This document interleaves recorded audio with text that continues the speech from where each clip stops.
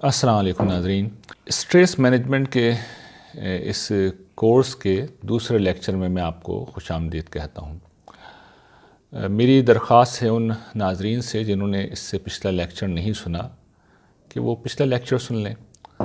اس سے انہیں آج کا لیکچر سمجھنے میں بلکہ اس کورس کو اگر وہ کمپلیٹ کرنا چاہیں تو اس حوالے سے بھی انہیں بہت مدد ملے گی، اور بالفرض اگر وہ یہ نہیں کرنا چاہیں اور اتفاق سے ویڈیو کھل گیا تو یہ لیکچر ایٹ لیسٹ ضرور سن لیجئے، اس لیے کہ آپ کی بہت سی پریشانیاں ایسی ہوں گی جن کا حل شاید آپ کو آج کے لیکچر کے بعد مل جائے گا۔ اس سے پہلے کہ میں آج کا جو موضوع ہے اس پر تفصیل کے ساتھ گفتگو کروں، میں یہ چاہوں گا کہ پچھلے لیکچر کا، پچھلی گفتگو کا کچھ خلاصہ آپ کے سامنے رکھ دوں۔ اس سے پچھلے نکات بھی ذہن میں تازہ ہو جائیں گے اور پھر ایک دوسرا فائدہ بھی ہمیں حاصل ہوگا، اور وہ یہ کہ آج کی گفتگو سے ہم بہت اچھی طرح پچھلے لیکچر کو مربوط کر کے مجموعی طور پہ جو میسیج ہے اس کو سمجھ لیں گے۔ پچھلے لیکچر میں ہم نے پہلے مرحلے پہ یہ دیکھا تھا کہ غم اور پریشانی کیا ہوتے ہیں اور کس طرح وہ ہمارے نقصان پہنچاتے ہیں۔ میں نے اس کا ایک خلاصہ کر دیا ہے، وہ اسکرین پر اس وقت آپ کے سامنے آ رہا ہوگا، میں اس کو آپ کے سامنے پڑھ دیتا ہوں، اور اگر کوئی چیز وضاحت طلب ہے تو بریفلی اس کو بھی واضح کر دوں گا۔ دیکھیے، آپ کے سامنے اسکرین پر جو تحریر موجود ہے وہ پچھلے لیکچر کا خلاصہ ہے۔ اس میں آپ یہ دیکھ سکتے ہیں کہ پریشانی اور غم زندگی کا ناگزیر حصہ ہے، یعنی انسان اس دنیا میں آیا ہے تو بہرحال جو امتحان یہاں پر ہے اس کا ایک حصہ یہ ہے کہ پریشانی بھی آئے گی اور غم بھی آئے گا، لیکن جب یہ چیزیں زندگی میں آتی ہیں تو پھر یہ اللہ تعالیٰ نے جس طرح ہمیں بنایا ہے، ہماری جو کیمیائی ساخت ہے، جسمانی ساخت ہے، اس میں ہمیشہ جب بھی غم اور پریشانی آتے ہیں تو ایک نوعیت کا کیمیکل ریئیکشن ہمارے اندر ہوتا ہے، اور کچھ کیمیکل جنریٹ ہوتے ہیں جو اسٹریس یا دباؤ یا تناؤ ہمارے اوپر پیدا کرتے ہیں، اور اس کا اصل مقصد یہ ہوتا ہے کہ ہم سلوشن کی طرف جائیں، ہم مسئلے کا حل ڈھونڈیں۔ لیکن ہوتا یہ ہے کہ ہم یہ کام نہیں کرتے، اور اس اسٹریس کو ہم درست راستہ نہیں دکھاتے۔ تو اس اسٹریس کو جب درست راستہ نہ دکھایا جائے تو پھر ہوتا کیا ہے کہ غم و پریشانی مل کر انسان کے دل و دماغ کا احاطہ کر لیتے اور انسان کو معطل کر دیتے ہیں، یعنی ہم پریشان رہتے ہیں، بار بار وہی پریشانی کے خیالات ذہن میں آتے رہتے ہیں، نتیجتاً ہم اپنی جگہ پر بیٹھے رہتے ہیں اور کچھ بھی کرنے کے قابل نہیں رہتے۔ نتیجہ یہ نکلتا ہے کہ مزید اسٹریس پیدا ہوتا ہے، اور ظاہر ہے کہ پریشانی اگر ہے، غم اگر ہے تو پھر مزید اسٹریس ہے جو کریٹ ہوتا ہے، اس لیے کہ جسم تو اپنا کام کر رہا ہے، ذہن تو اپنا کام کر رہا ہے، وہ تو کیمیکل ریلیز کر رہا ہے، اسے جب یہ سگنل جا رہا ہے کہ غم ہے، پریشانی ہے، تو وہ اسٹریس کو کریٹ کرے گا تاکہ ہم سلوشن کی طرف جائیں۔ اچھا، ہم سلوشن کی طرف نہیں جا رہے تو نتیجہ یہ نکلتا ہے ہم بیٹھے میں اپنی جگہ، تو عملی نتیجہ یہ نکلتا ہے کہ آپ اپنی ذمہ داریاں پوری کر پاتے ہیں، نہ مسئلے کو بہتر انداز میں حل کرتے ہیں۔ یعنی غم و الم کے ساتھ وہ ہماری ذمہ داریاں تو ختم نہیں ہوتی جو روزمرہ کے حوالے سے ہمارے اوپر عائد ہوتی ہیں، تو ایک طرف تو ہم ان ذمہ داریوں کو پورا کرنے سے قاصر رہتے ہیں، اور دوسری طرف ہوتا یہ ہے کہ جو مسئلہ پیش آ گیا ہے اس کا سلوشن بھی نہیں ڈھونڈتے، چنانچہ مسائل کم ہونے کے بجائے بڑھتے ہیں۔ اور دوسرا بڑا مسئلہ جو اس سے زیادہ سنگین ہے وہ یہ ہے کہ دوسری طرف اندرونی طور پر انسان ڈپریشن کے مسئلے کا شکار ہوتا ہے، اور ساتھ متعدد بیماریاں بھی پیدا ہو جاتی ہیں، یعنی ڈپریشن کا بھی انسان مریض ہو جاتا ہے اور جسمانی عوارض بھی آتے ہیں۔ اس کی بڑی تفصیل میں نے پچھلے لیکچر میں کی تھی۔ چنانچہ اس کا حل یہی ہے کہ غم اور پریشانی کو اپنے اوپر حاوی نہ ہونے دیں، اپنی ذمہ داریوں کو ہر حال میں نبھائیں، اسٹریس سے پیدا ہونے والی توانائی کو مسئلے کا حل تلاش کرنے میں لگائیں، یعنی ہمیں اپنی ذمہ داریاں جو روزمرہ کے حوالے سے عائد ہوتی ہیں ان کو پورا کرنے پہ فوکس کرنا چاہیے، اور جو اسٹریس سے ہمارے اندر توانائی پیدا ہو رہی ہے، جذبہ پیدا ہو رہا ہے، بجائے اس کے کہ وہ ہمارے جسم کو بیماریوں کی شکل میں تباہ و برباد کرے، ہم اپنے ذہن کو استعمال کر کے مسئلے کا کوئی حل تلاش کریں۔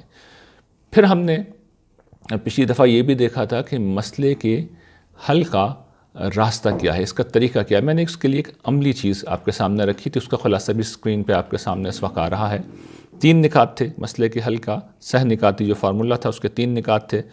پہلا یہ کہ مسئلے سے پیدا ہونے والے ممکنہ برے نتائج کا اندازہ کریں، یعنی ورسٹ کیس سینیریو کیا ہو سکتا ہے، اس کو دیکھیے۔ دوسری چیز یہ کہ اپنے آپ کو آمادہ کریں کہ میں اس صورتحال کو جو ورسٹ کیس سینیریو ہے اس کو میں برداشت کروں گا، فیس کروں گا.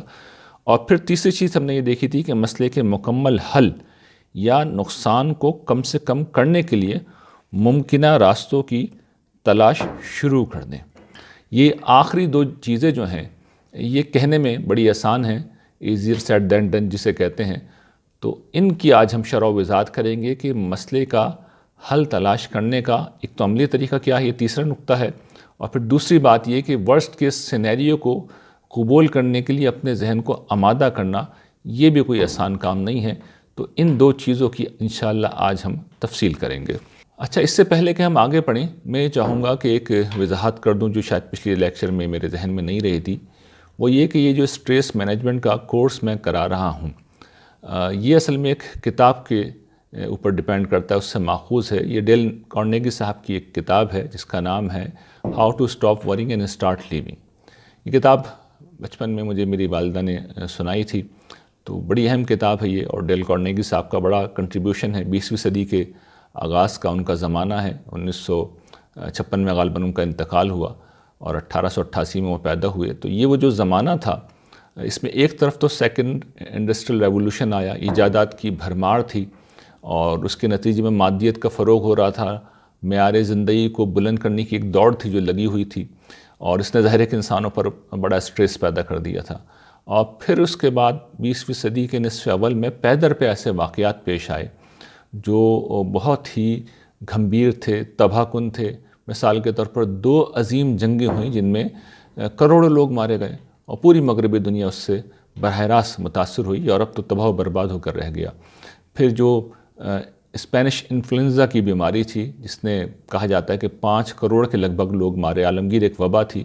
تو اس نے بھی پھر ظاہر ہے کہ بہت سے اسٹریسز تھے جو لوگوں کے اوپر، خوف تھا، ایک پریشانی تھی جو پیدا کی تھی. پھر اس کے علاوہ فائنینشلی انسانی تاریخ، جدید تاریخ کا ایک بہت بڑا کرائسس تھا، گریٹ ڈپریشن جسے کہتے ہیں، 30s میں وہ آیا اور پوری دنیا کی اکانومی، معیشت اس کے نتیجے میں متاثر ہوئی. تو ہر پہلو سے یہ جو نصف اول ہے 20ویں صدی کا ایک انتہائی تباہ کن دور تھا، ایک انتہائی سٹریسفل دور تھا. چنانچہ ایسے میں یہ ضرورت تھی کہ کوئی لائحہ عمل سامنے آئے. تو ڈیل کارنیگی صاحب نے اسی دور کی ضرورت کو پورا کیا. اور خاص طور پر ہم پاکستان کے رہنے والے جو کہ عام طور پر کرائسس میں ہی رہتے ہیں، کچھ نہ کچھ یہاں پر ہوتا رہتا ہے، تو اس پہلو سے یہ شاید ہمارے لیے بہت زیادہ ریلیونٹ ہے. گرچہ اس کی پریزنٹیشن میری اپنی ہے، اس میں مثالیں یا اسی سمجھانے کا طریقہ وہ میرا اپنا ہے، لیکن بنیادی نکات وہاں سے لیے گئے ہیں. تو میں نے مناسب یہ سمجھا کہ میں اس چیز کو آپ کے سامنے واضح کر دوں. جس پہلے نقطے کی آج ہم وضاحت کریں گے وہ یہ کہ بدترین صورتحال کا سامنا کرنے کے لیے اپنے آپ کو کیسے تیار کیا جائے.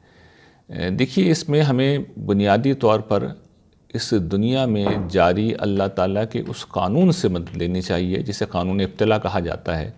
اور اس کا مطلب یہ ہے کہ یہ دنیا اللہ تعالیٰ نے انسانوں کو آزمانے کے لیے بنائی ہے. اچھا، اس آزمائش کا اصول بڑا دلچسپ ہے. وہ یہ کہ اللہ تعالیٰ زیادہ تر شکر سے آزماتے ہیں، اور صبر کا جو امتحان ہے، یعنی وہ حالات جن میں صبر کی نوبت آتی ہے، یعنی وہ مشکلات ہیں، وہ پریشانیاں ہیں، وہ مسائل ہیں، وہ کم کم آتے ہیں. اور یوں سمجھیے کہ دنیا میں مصائب کی 10,000 قسمیں ہو سکتی ہیں، لیکن کوئی انسان ایسا نہیں ہے کہ اس کے اوپر سارے کے سارے مصائب ایک ساتھ آ جائیں. کوئی نہیں ہوتا ایسا شخص. اچھا، اگر فرض کر لیں آتے بھی ہیں کچھ مصائب، تو وہ عام طور پر وقفے وقفے سے آتے ہیں. ایک شخص آج بیمار ہوا ہے، اچھا ہو سکتا ہے 4 سال بعد وہ بے روزگار ہو جائے، ہو سکتا ہے کہ 10 سال بعد اس کی والدہ کا یا والد کا انتقال ہو جائے. تو ساری چیزیں ایک ساتھ نہیں آ رہی. یعنی ایک شخص بیمار بھی ہے، انتقال بھی ہو گیا ہے، وہ بے روزگار بھی ہے، غربت بھی ہے. تو یہ ساری چیزیں ایسا نہیں ہوتا کہ ایک ساتھ آ جائیں. اور فرض کر لیجئے کہ اگر کوئی شخص ایسا ہے جس پہ ساری چیزیں یہ ایک ساتھ آ رہی ہیں، تب بھی مجموعی طور پر انسانی معاشروں میں ان کی تعداد بہت کم ہوتی ہے. ہارڈلی 0.1% یا اس سے بھی کم تعداد ہے یا ریشو ہے جس میں لوگوں کو اس طرح کی صورتحال کا سامنا کرنا پڑتا ہے. تو ایک طرف تو اس حقیقت کو ہمیں سمجھنا چاہیے کہ زندگی میں اگر کوئی مسئلہ، کوئی پریشانی، کوئی دکھ آیا ہے تو وہ بہت تھوڑا ہے، بہت کچھ ہے جو ہمارے پاس ابھی باقی ہے. ہمیشہ اس پر نظر رکھنی چاہیے. یہ چیز ہمیں بڑا پازیٹیو بناتی ہے، یہ ہمیں شکر گزار بناتی ہے، یہ ہمیں مسائل سے نبرد آزما ہونے کا حوصلہ عطا کرتی ہے. تو پہلی بات تو یہ ہے جسے ہمیں سمجھ لینا چاہیے. اور دوسرا یہ کہ یہ جو ورسٹ کیس سینیریو جس کو ہم پرسیو کر رہے ہیں کہ بھئی یہ جو مشکل حالات ہیں، یہ جو مسائل ہیں، اگر حل نہیں ہوئے تو اس سے جو بدترین نتائج نکلیں گے وہ زیادہ سے زیادہ کیا ہوں گے۔ تو ہم نے جب ان کو دیکھ لیا کہ بھئی یہ ہو سکتا ہے، ورسٹ کیس سینیریو یہ ہو سکتا ہے، مثال کے طور پر میں نے کئی مثالیں دی تھیں پچھلے لیکچر کے اندر کہ ایک طالب علم اگر یہ سمجھتا ہے کہ میں ایگزام میں فیل ہو گیا تو میرے والد صاحب مجھے بہت ماریں گے یا بہت بے عزتی کریں گے، تو آدمی یہ سوچے کہ یہ اندیشے جو ہیں وہ اکثر حقیقت نہیں بنتے، یعنی اس کا امکان ہے کہ والد صاحب کا ریئیکشن اتنا سخت نہ ہو۔ تو پہلے مرحلے کے اوپر تو جس وقت یہ ہم ورسٹ کیس سینیریو کو اپنے تصور میں لاتے ہیں اور پھر اپنے آپ کو اس پر آمادہ کرتے ہیں کہ ہمیں اس صورتحال کو فیس کرنا ہے، تو یہ جو دو چیزیں میں نے یہاں بیان کی ہیں ان سے آپ اگر مدد لیں گے اور ان کو ذہن میں رکھیں گے تو پھر ہمارے اندر حوصلہ پیدا ہوگا کہ ہم اس مشکل صورتحال کو برداشت کریں۔ تو پہلی چیز تو یہ ہے کہ ورسٹ کیس سینیریو کو کیسے برداشت کرنے کے لیے اپنے آپ کو آمادہ کیا جائے۔ تو ان چیزوں سے جب ہم مدد لیں گے کہ خدا کا قانون ابتلا جس نوعیت کا ہے اس میں اگر کوئی نعمت جا بھی رہی ہے تو 10,000 نعمتیں ہمارے پاس ہیں اور زیادہ امکان یہ ہے کہ یہ ہو گئی نہیں۔ تو یہ دونوں چیزیں جس وقت ہمارے ذہن میں ہوں گی تو انشاءاللہ ہمارے اندر یہ حوصلہ پیدا ہوگا کہ اس ورسٹ کے سینیریو کو قبول کرنے کے لیے ہم تیار ہو جائیں۔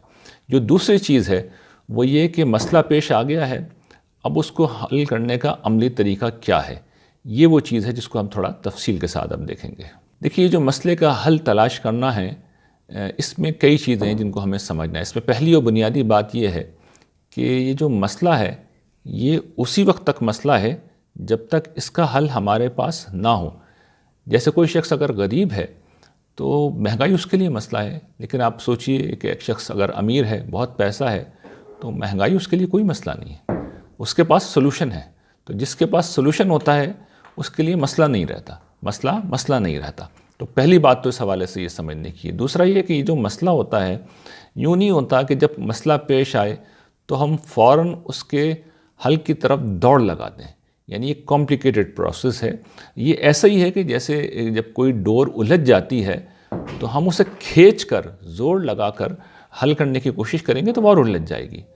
تو ہمیں ٹھنڈے دل و دماغ کے ساتھ اصل میں پہلے مرحلے پہ کیا کرنا ہوتا ہے، سرا ڈھونڈنا ہوتا ہے۔ جب ہم سرا ڈھونڈ لیں گے تو پھر ہمارا مسئلہ بہتر انداز میں حل ہوگا۔ تو ہمیں یہی پروسیس اب دیکھنا ہے کہ ایک الجھن ہے، ڈور الجھ گئی ہے، اس کو سلجھانا ہے تو ہمیں سرا ڈھونڈنا ہے۔ تو سرا ڈھونڈنے کا طریقہ کیا ہے، آئیے اب اس کے اوپر بات کرتے ہیں۔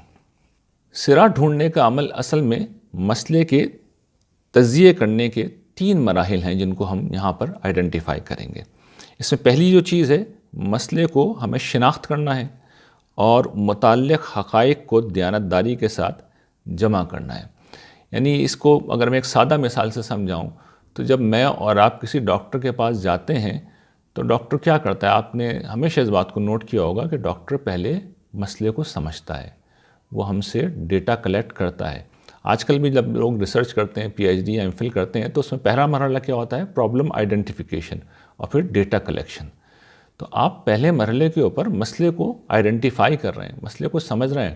ڈاکٹر ہاتھ اٹھا کر فوراً، قلم اٹھا کر فوراً آپ کو پرسکرپشن لکھنا نہیں شروع کر دیتا، وہ پہلے پوچھتا ہے کہ بھئی کیا آپ کی کیفیت ہے، کیا محسوس کر رہے ہیں، اچھا بخار ہے، درد کہاں پر ہے، کتنا بخار ہے، بلڈ پریشر کا کیا اسٹیٹس ہے، آپ کو کوئی پریویس ہسٹری ہے، آپ نے کیا کھایا تھا، آپ کی ڈپریشن تو نہیں ہے، آپ کے گھر میں کیا حالات ہیں۔ اس طرح کے دسیوں سوالات ہیں جو اچھے ڈاکٹرز کرتے ہیں، اور جو ڈاکٹر جتنا اچھا تجزیہ کر سکتا ہے اصل میں وہ اتنا اچھا ہی ڈاکٹر ہوتا ہے، اتنا اچھا اس کا سلوشن ہوتا ہے۔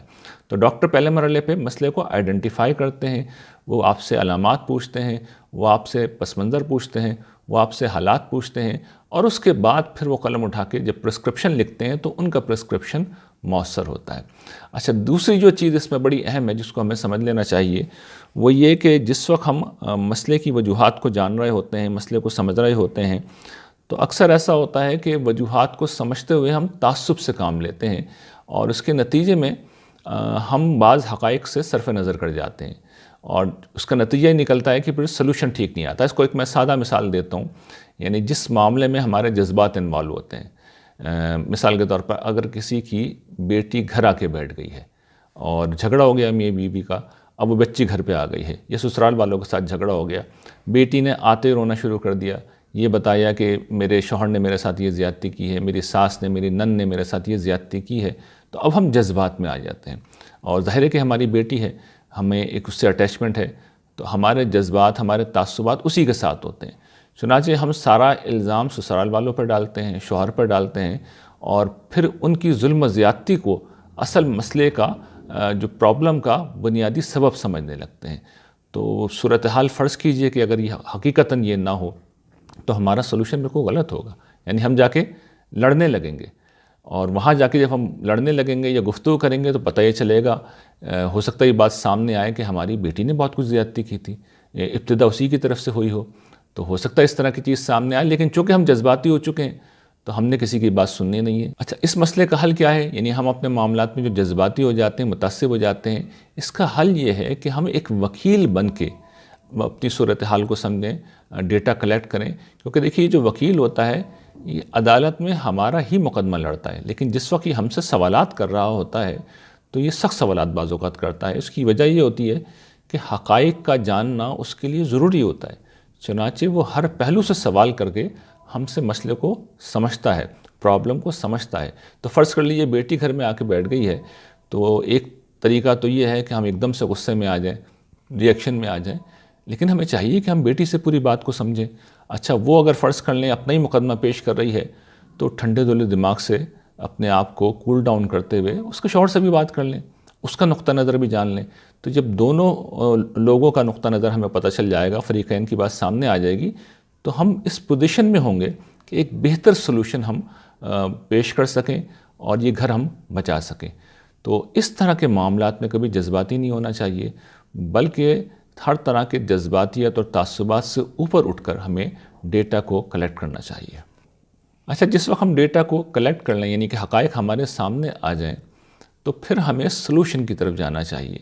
اچھا، اس میں ہوتا یہ بارہا ایسا ہوتا ہے کہ ہم اس مسئلے کو، سلوشن کو، یا ایون حقائق کا جو تجزیہ اور تحلیل ہے اس کو ہم نہیں کر پاتے۔ تو اس میں ایک طریقہ تو یہ ہو سکتا ہے کہ ہم اس سب کو لکھ لیں۔ دیکھیے اکثر ایسا ہوتا ہے کہ جس وقت ہم لکھنا شروع کرتے ہیں تو ہم بہت واضح ہوتے ہیں۔ اس کی ایک دوسری شکل یہ ہو سکتی ہے کہ ہم کسی اعتماد کے شخص کو بلا لیں اور اس کو بتانا شروع کرتے ہیں۔ جس وقت ہم بیان کرتے ہیں چیزوں کو تو بارہا ایسا ہوتا ہے کہ ہم خود بھی پہلی دفعہ سمجھ رہے ہوتے ہیں۔ چنانچہ یہ جو عمل ہے، تجزیہ و تحلیل کا عمل ہے، جس وقت ہم لکھیں گے، جس وقت ہم دوسرے کو بتائیں گے تو خود ہم اپنی ذات میں کلیئر ہوتے چلے جاتے ہیں۔ اچھا، یہ تجزیہ و تحلیل ہے مسئلے کا، دیکھیے اس میں ایک چیز تو یہ ہے کہ آپ پرابلم کو سمجھ رہے ہیں، دوسری چیز یہ ہے کہ آپ پرابلم کا سلوشن ڈھونڈ رہے ہیں۔ اچھا، سلوشن جس وقت آپ ڈھونڈ رہے ہیں تو سلوشن کا مطلب کیا ہے؟ یعنی حل کی اصل میں ایک قیمت ہے جو دینی ہوتی ہے، تو وہ قیمت ہمارے پاس ہے یا نہیں ہے؟ میں نے شروع میں جو مہنگائی کی مثال دی تھی کہ مہنگائی صرف غریبوں کے لیے مہنگائی ہوتی ہے، امیروں کے لیے کبھی بھی مہنگائی نہیں ہوتی، اس لیے کہ ان کی جیب میں سلوشن پڑا ہوا ہے۔ تو ہمیں اصل میں جو بھی ہم سلوشن ڈھونڈ رہے ہیں، ہمیں اس کی قیمت ہے جو ذہن میں رکھنی۔ مثال کے طور پر ہمارا بچہ وہ امتحان میں اچھے نمبر نہیں لا رہا، فرض کیجیے مسئلہ سامنے آیا نا، اب ہم اس کا سلوشن دیکھ رہے ہیں، تو ہم نے کہا بھئی ہمارے بچے کی جو ہم نے آئیڈینٹیفائی یہ کیا ہے، یعنی پہلے مرحلے سے ہم گزر گئے، وہاں ہم نے آئیڈینٹیفائی یہ کیا ہے کہ ہمارے بچے کی ذہنی استعداد اتنی نہیں ہے، وہ بہت زیادہ ذہین نہیں ہے، اس کو ایکسٹرا سپورٹ کی ضرورت ہے۔ تو اب اس کا ایک سلوشن یہ ہے کہ ہم خود پڑھائیں گے، یعنی یہ خود پڑھائیں گے، اس شکل میں ہمیں پیسے نہیں خرچ کرنے پڑیں گے، لیکن اپنی توانائی ہمیں دینی پڑے گی، اپنا وقت ہمیں دینا پڑے گا، ٹھیک ہے نا؟ تو یہ سلوشن ہے، یہ اس کی قیمت ہے۔ دوسرا سلوشن یہ ہے کہ نہ وقت دے سکتے ہیں، نہ توانائی دے سکتے ہیں، تو کسی اور سے پھر آپ کو ٹیوشن پڑھانی پڑے گی۔ اچھا، اس کی کیا قیمت ہے؟ وہاں پر آپ کو ایک فیس دینی پڑے گی۔ تو آپ کو سلوشن بھی دیکھنا ہے اور یہ دیکھنا ہے کہ سلوشن کی، کس سلوشن کی کیا قیمت ہے جو آپ دے سکتے ہیں، اور کون سا سلوشن جو ہے وہ افورڈیبل ہے، کون سا سلوشن جو ہے وہ قابل عمل ہے۔ اور پھر اس میں تیسرا راستہ اور تیسرا جو وے آؤٹ ہے وہ یہ کہ آپ نے مسئلے کو سمجھ لیا، آپ نے سلوشن کو دیکھ لیا، سلوشن کی قیمت بھی دیکھ لی، تو سب سے زیادہ جو پریکٹیکل سلوشن ہے، قابل عمل حل ہے، آپ نے اس کو آئیڈینٹیفائی کر لینا ہے۔ یعنی یہ ہے اس پورے پروسیس کا حاصل۔ آپ نے پہلے مسئلے کو آئیڈینٹیفائی کیا، آپ نے وجوہات کو سمجھا، آپ نے اس کے بعد جو بھی ڈیٹا آیا اس کو انالائز کیا، آپ نے یہ دیکھا کہ کیا سلوشن ہے، کس سلوشن کی کیا قیمت ہے، اور اس میں سب سے زیادہ قابل عمل سلوشن کون سا ہے۔ تو جب آپ یہاں پہنچ گئے تو گویا کہ اب آپ کنکلوژن کی طرف بڑھ رہے ہیں۔ اس کے بعد جو آخری اسٹیپ اب آپ کو کرنا ہے، آخری کام آپ کو جو کرنا ہے وہ یہ کہ اب سوچتے نہیں رہنا۔ یعنی یہ نہیں ہوگا کہ آپ سوچتے رہیں، بلکہ آپ نے کرنا یہ ہے کہ بہترین ممکنہ سلوشن کو آپ نے پہلی فرصت میں نافذ کر دینا ہے۔ بہترین ممکنہ سلوشن کو، جو ممکنہ حل ہے، آپ نے اس کو امپلیمنٹ کر دینا ہے، اس پر عمل درآمد شروع کر دینا ہے۔ آپ یہ نہیں کریں گے، آپ سوچتے رہیں گے، اپنی جگہ بیٹھے رہیں گے، کنفیوز رہیں گے، تو نتیجہ کیا نکلے گا؟ نتیجہ نکلے گا کہ وہ جہاں سے مسئلہ شروع ہوا تھا کہ غم ہے، پریشانی ہے، مسئلہ ہے، اسٹریس ہے، ڈپریشن پیدا ہو رہا ہے، جسمانی عوارض پیدا ہو رہے ہیں، یعنی وہ پوری صورتحال اپنی جگہ پہ باقی رہے گی۔ تو یہ پوری ایکسرسائز اصل میں کی کس لیے گئی ہے؟ بہترین ممکنہ سلوشن کو تلاش کیا جائے اور اس سلوشن کو امپلیمنٹ کر دیا جائے۔ امپلیمنٹ نہیں کیا، اپنی جگہ بیٹھے رہے، سوچتے رہے، کنفیوز رہے، تو پھر گویا کہ یہ پوری ایکسرسائز بیکار گئی۔ تو آپ نے امپلیمنٹ کر دینا، یعنی آپ نے تسلی کے ساتھ اس پورے پروسیس کو گزرنے کے بعد ایک سلوشن جب نکال لیا ہے تو اب آپ نے اس سلوشن پر عمل کرنا ہے۔ یہ ہے جو اس ایکسرسائز کا حاصل ہے۔ اس میں ایک اہم بات میں چاہوں گا آپ کے سامنے اور رکھو کہ بعض اوقات جس وقت آپ اس پوری ایکسرسائز سے گزرتے ہیں تو آپ کو پتہ ہی چلتا ہے کہ دیر از نو وے آؤٹ، کوئی سلوشن ہی نہیں ہے، یہ ہے تو صحیح لیکن میرے لیے قابل عمل نہیں ہے، یعنی اس کی قیمت ہم نہیں دے سکتے، تو اب کیا کریں؟ تو دیکھیے اس کا پھر حل یہ ہوتا ہے کہ چیزوں کو انتظار کے خانے میں ڈال دیں اور صبر کا راستہ اختیار کریں اور تفویض و توکل کا راستہ اختیار کریں۔ یہ راستہ بھی ایک راستہ ہے، بعض اوقات کچھ نہ کرنا بھی ایک راستہ ہوتا ہے، لیکن یہ قابل عمل بنانے کے لیے شرط کیا ہے کہ ہم تفویض کا راستہ اختیار کریں۔ تفویض کا مطلب یہ ہے کہ ہم پروردگار کی بارگاہ میں التجا کریں کہ پروردگار یہ مسئلہ میرے بس کا نہیں ہے، اب آپ کے حوالے کر رہا ہوں میں، اب آپ اس مسئلے کو حل کیجئے۔ تو جس وقت آپ اپنا مسئلہ اللہ تعالیٰ کے حوالے کر دیتے ہیں تو میں آپ کو یقین دلاتا ہوں یہ خود اپنی ذات میں سب سے بڑا سلوشن، اس لیے کہ پھر اب آپ اس ہستی کو بیچ میں لے کے آ گئے ہیں جو آسمان و زمین کا مالک ہے، جس کے لیے کوئی مسئلہ نہیں ہوتا، اس کے پاس ساری طاقت ہے، اس کے پاس سارے سلوشنز ہیں۔ تو بعض اوقات یہ ہوتا ہے کہ ہم کچھ بھی نہیں کر پا رہے ہوتے ہیں، تو پھر ہمیں تفویض سے کام لینا چاہیے، اور اگر فرض کر لیں کچھ کر سکتے ہیں تو اس شکل میں پھر توکل ہوگا۔ یہ تفویض اور توکل کا فرق ہے کہ جب ہم سلوشن کوئی لا سکتے ہیں، ڈھونڈ سکتے ہیں، کوئی سٹیپ اٹھا سکتے ہیں، کوئی قدم اٹھا سکتے ہیں، تو پھر ہمیں اپنے حصے کا کام کرنا ہوگا۔ نہیں کریں گے تو پھر توکل کرنا بیکار ہے، پھر ہم یہ توکل نہیں کر رہے، یہ پھر مسخرہ پن کر رہے ہیں۔ توکل کا مطلب یہ ہوتا ہے کہ آپ اونٹ کی رسی باندھیں، یعنی آپ اپنے حصے کا کام کریں۔ جب آپ کام کریں گے تو پھر ظاہر ہے کہ ضروری نہیں کہ ہمارا ہر سلوشن قابل عمل بھی ہو یا نتائج دے، وہ اللہ تعالیٰ ہی کریں گے، تو ہم توکل کرنا چاہیے اللہ کے اوپر۔ لیکن بعض اوقات ہم کچھ نہیں کر پاتے، جب کچھ نہیں کر پاتے، بے کس ہیں، بے بس ہیں، تو پھر اللہ کے حوالے کریں، تفویض سے کام لیں، تو پھر اللہ تعالیٰ اس مسئلے کو حل کریں گے۔ تو ان دو چیزوں کا فرق سمجھ لیے، تفویض الگ طرح کے حالات میں ہوتی ہے، توکل الگ طرح کے حالات میں۔ تو یہ جو ہم نے جس ایکسرسائز سے گزرے ہیں اس کے بعد ہمیں توکل کرنا چاہیے، لیکن اگر اس ایکسرسائز سے گزر کے پتہ یہ چل رہا ہے کہ کچھ بھی نہیں ہو سکتا تو پھر تفویض سے کام لینا چاہیے، یعنی اس مسئلے کو اللہ تعالیٰ کے حوالے کر دینا چاہیے۔ اس ضمن میں جو آج کی آخری بات ہے وہ یہ کہ اس پورے عمل میں کچھ چیزیں بہت اہم ہیں۔ اس میں سے پہلی چیز تو یہ ہے کہ دیکھیے اس طریقے کا ایک بہت بڑا فائدہ ہے۔ فائدہ یہ کہ مسئلہ حل ہو یا نہ ہو، سلوشن فیزیبل ہو یا نہ ہو، سلوشن ملے یا نہ ملے، پہلی بات یہ ہے کہ ہم نے اپنے دماغ کو اب اس کے اندر پیدا ہونے والے اسٹریس کو ایک راستہ دے دیا۔ اب وہ کم سے کم ہمیں جسمانی طور پر یہ جو اسٹریس ہے، یہ جو کیمیکلز پیدا ہو رہے ہیں، ہمیں نقصان نہیں پہنچائیں گے، یہ ہمیں ڈپریس نہیں کریں گے، یہ ہمیں بیمار نہیں کریں گے، کیونکہ جیسے کہ پچھلی دفعہ میں عرض کر چکا تھا کہ یہ چیزیں آدمی کو بیمار کر دیتی ہیں۔ تو سب سے بڑا فائدہ یہ ہے کہ ہم اپنے جسم کو بچا لیتے ہیں۔ اچھا، یہ بنیادی بات ہے۔ دوسری اس سے بھی زیادہ اہم بات ہے وہ یہ کہ یہ جو پورا پروسیس ہے میں نے آپ کے سامنے رکھا ہے کہ بھئی سلوشن کو ڈھونڈیے، ڈیٹا کو کلیکٹ کیجئے، مسئلے کو آئیڈینٹیفائی کیجئے، تو دیکھیے اس سب کے ساتھ دعا بہت ضروری ہے، اس لیے کہ نماز تو ہم پڑھتے ہی ہیں 5 وقت دن کے اندر، اور دعا جو ہے وہ ہر نماز میں کرنی چاہیے، بلکہ نماز کی کوئی قید نہیں ہے، ہم کسی بھی وقت کر سکتے ہیں۔ ہمارا رب تو اتنا کریم ہے کہ اس کا در جس وقت آپ جا کے کھٹکھٹائیں گے وہ جواب دے گا۔ یعنی آپ کسی انسان کے پاس جائیں اور اس کی کال بیل بجائیں تو ہو سکتا ہے ایک دفعہ وہ اچھی طرح بات کرے، 10 منٹ بعد آپ پھر جائیں یا اسے فون کریں، ہو سکتا ہے دوسری دفعہ بھی اچھی طرح بات کرے، تیسری دفعہ وہ ناراض ہو جائے گا، برا مانے گا، فون ریسیو نہیں کرے گا، جواب نہیں دے گا، ڈانٹ پلا دے گا۔ اللہ تعالیٰ کے پاس آپ 1000 دفعہ جائیں گے وہ 1000 دفعہ سنیں گے، اور اللہ تعالیٰ کا جو سلوشن ہے، یہ میں عرض کر دوں کہ وہ پھر آؤٹ آف دا وے آتے ہیں، وہ پھر ہمیں کچھ تکلیف میں ڈالے بغیر، کسی مسئلے میں ڈالے بغیر، وہ چاہیں تو اطمینان کے ساتھ مسئلے کو حل کر دیں۔ تو اس پورے پروسیس میں دعا بہت ضروری ہے۔ یہ جو میں کورس کرا رہا ہوں، میں نے پچھلی دفعہ بھی توجہ دلائی تھی کہ مذہبی پہلوؤں سے بھی میں کوشش کروں گا یہ چیزوں کو واضح کرتا رہوں۔ ویسے میں نے ایک الگ کورس کے اندر جس کا نام قرآن کا ربانی انسان کورس ہے، یا خدا سے زندہ تعلق کے اساسات ہے، اس میں ان مذہبی اساسات کے اوپر میں نے بات کی ہے، لیکن اس کورس کے ساتھ بھی میں ان اساسات کو جہاں جہاں ان کا ذکر آ رہا ہے یا وہ ریلیونٹ ہیں ان کو بیان کر رہا ہوں۔ تو دعا بہت اہم ہے، ہر مرحلے میں دعا بہت ضروری ہے، اس لیے کہ جس وقت آپ دعا کریں گے تو آپ یہ دیکھیں گے کہ اللہ تعالیٰ کی مدد آپ کے ساتھ آ رہی ہے۔